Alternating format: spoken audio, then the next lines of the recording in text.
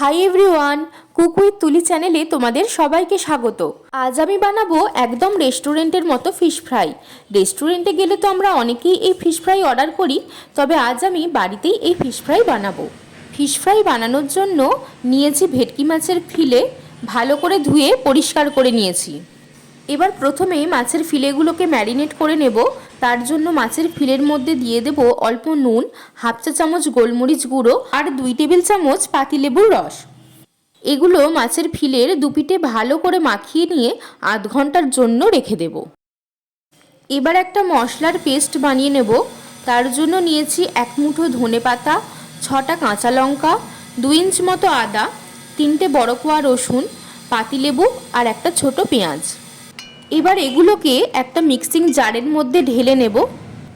তার সাথে দিয়ে দেব 2 টেবিল চামচ পাতিলেবুর রস, পরিমাণ মতো নুন, হাফ চা চামচ গোলমরিচের গুঁড়ো, হাফ চা চামচ গরম মশলা গুঁড়ো।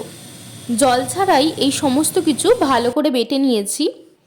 এদিকে যে মাছটা ম্যারিনেট করে রেখেছিলাম, আধ ঘন্টা হয়ে গেছে।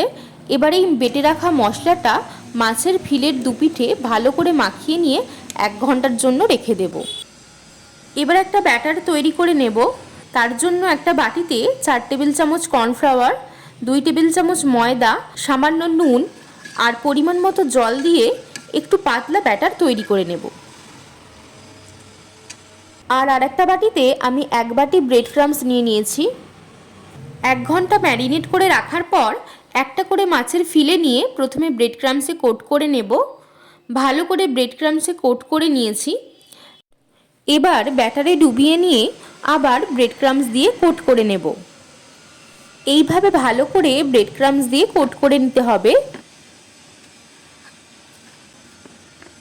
একইভাবে সবকটা ফিলে কোট করে নিয়েছি।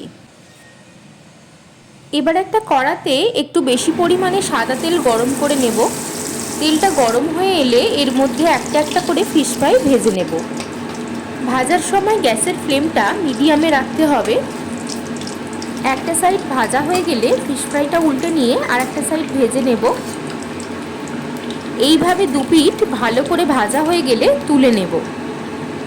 একইভাবে বাকি ফিশ ফ্রাইগুলো ভেজে নিয়েছি।